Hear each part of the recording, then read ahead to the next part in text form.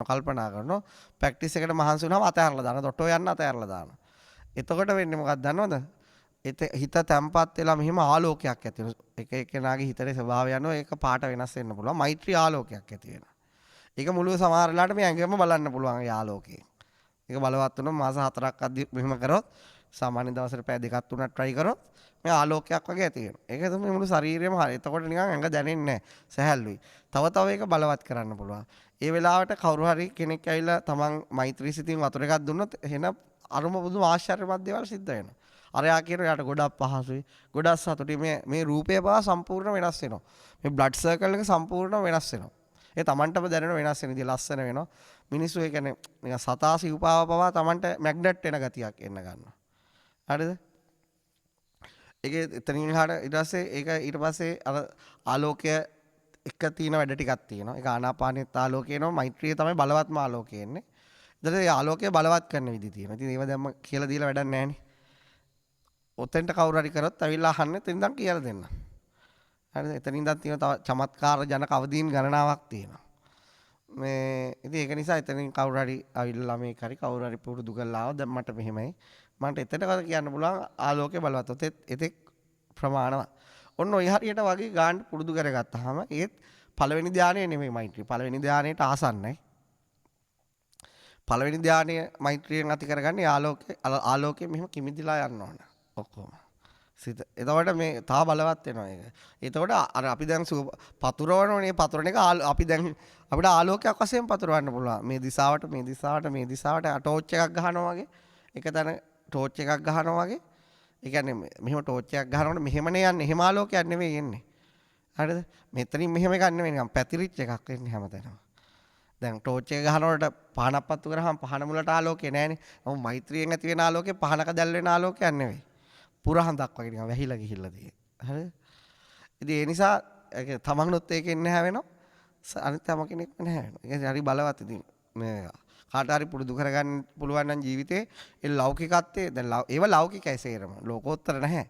ඒ ලෞකිකත්වයේ උපරිම ස්වභාවයන් තමයි ස්පර්ශ කරන්න පුළුවන් වෙන්නේ. ඒ කියන්නේ පට්ට සැප ඕන නම් සැප තියෙනවා මෛත්‍රිය උපරිම. සැප නම් සැප. හරිද? සැප කනේ තියලා නෙවෙයි සැප හිතේ තියාගෙන විඳින්න පුළුවන්.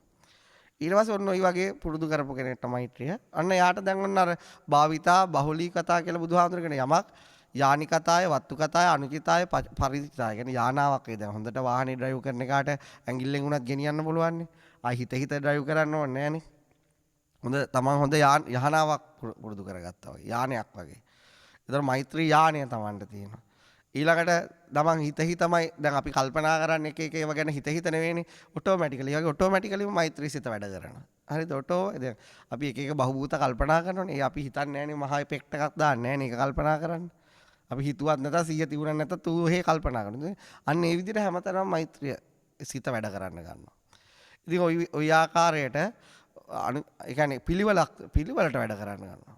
අනුචිතාය පසුසුමාද හැම සුසුම් පදක් වගේ මෛත්‍රිය තියෙන්නේ. ඉතින් මේක තියෙනවා මේ මෛත්‍රී සූත්‍රයේ ආනිසංස දේශනා කරලා වෙනම බුදුහාමුදුරුවෝ ඒ අතර මේ ආනිසංස ලැබෙන්න පටන් ගන්න හරියට ඒ හරියදී තමයි. මුලදී පොඩ්ඩක් තියෙනවා.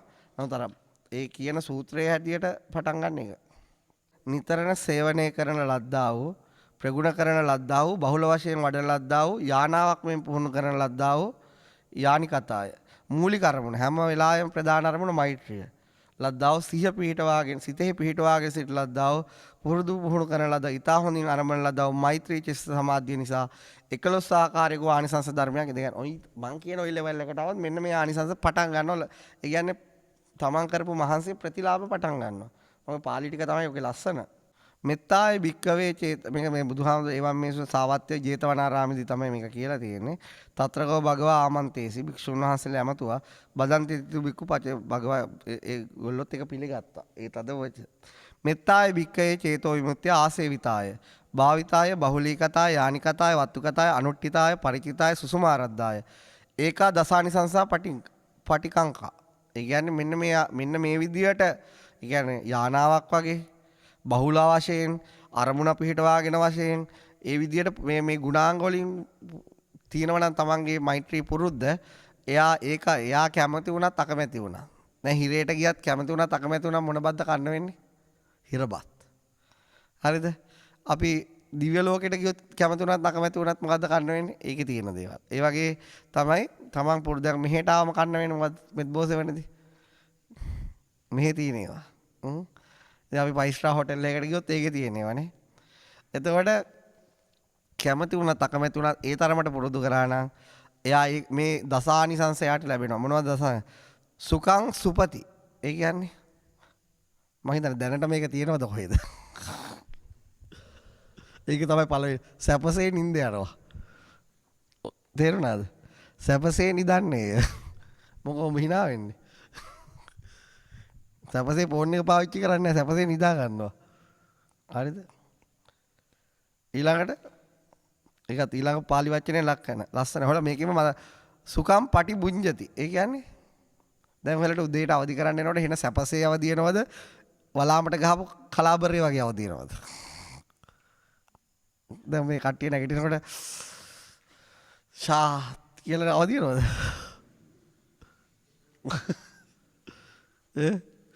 අම්මෝ දත් අඹරගෙන මූණ අඹරගෙන නරලෝ හොල්මන් වගේ එහෙම නෙවෙයි අර නෙළුම් මලක් පිපෙනවා වගේ. එන අවදිවීමත් එනම ආලෝකයක්. එන තමන් නිින්ද යන්නේ මෛත්‍රී සිතෙන්. අවදි වෙනකොට වැඩ කරන්නේ ඒ සිතමයි. එන නෙළුමක් පිපෙනවා. යා දැක්කත් උදේට අවදි වෙනකොට පාර සෞම්‍යයි.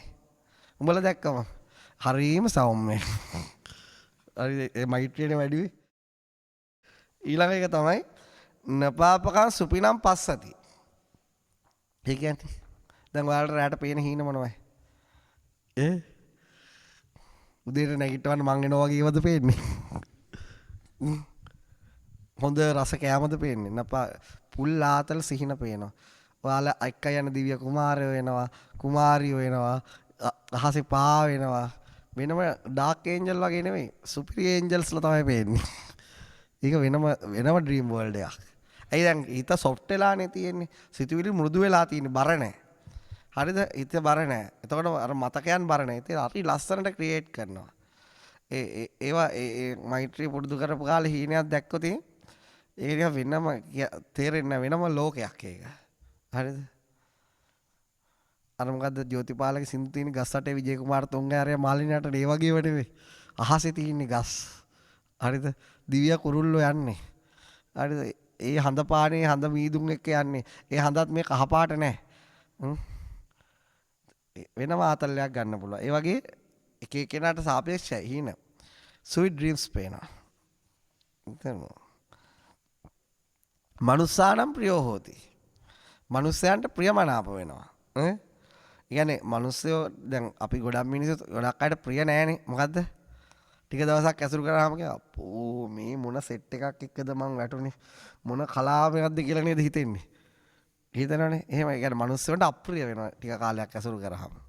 දැන් මෛත්‍රිය පුරුදු කරන කෙනා එයා කතා කරන්නේ එයාත් එක්ක හරිම ප්‍රියයි මිනිස්සුන්ට. ඒ මූණ හරි ප්‍රසන්නයි. එයා කතා කරොත් එයා හිතන පතන ඒවත් එක්කනේ වචන එකතු වෙලා එන්නේ. එතකොට එයා හරි මෘදුයි.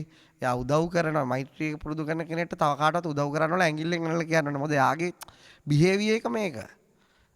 එයා දැන් වැසිකිළියා පිරිසුදු වෙලා තියෙනවා දැක්කොත් එයාට කියන්න ඕනේ ඔයා පිරිසුදු කරමු. මොකද එයා දන්නවා මේ මෛත්‍රිය චිත්තය හැදෙනකොට මෛත්‍රී වචී කර්ම කාය කර්ම හැදෙනවා.